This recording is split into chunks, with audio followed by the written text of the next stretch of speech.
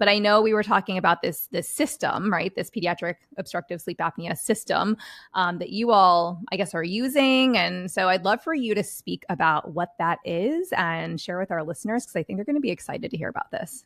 Yeah, so it was very exciting. It was introduced to us, I want to say about 2 years ago. So it's a system that comes out of Italy. So Dr. Alessandro Carafiello, he was trained kind of how I think we're all starting to learn how to train ourselves, where it's a full body dynamic of things. It's not just the teeth and the maxilla and the mandible. So he was trained, not only to evaluate the dentition, because he's an orthodontist there, but he was also trained as an MD. So he was trained to evaluate posture. He was trained to evaluate breathing. He was trained to evaluate kind of everything. And so in that training and working with the osteopathy doctors and things that he was working with, he came to realize there's just so much limitation to what we do orthodontically. We're just kind of focusing on these mechanical forces. We're strictly focusing on dentoalveolar forces.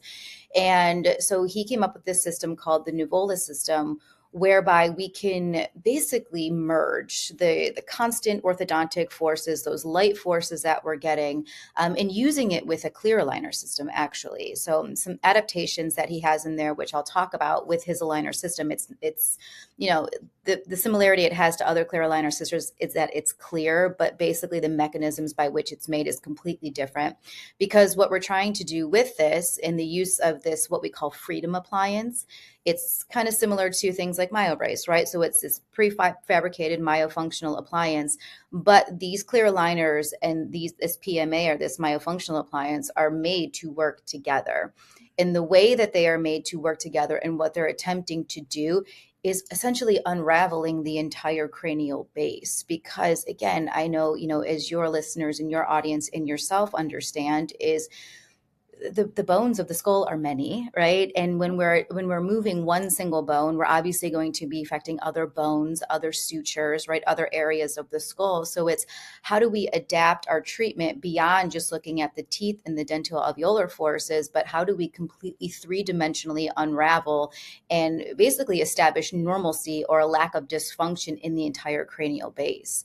And so with that, kind of also promoting all these great cyclical forces essentially that we see, right? The cyclical forces of mastication, the cyclical forces of breathing, promoting proper respiration, which we know is only through the nose, right? Not through the mouth. And then how do we work with these myofunctional components, the muscles?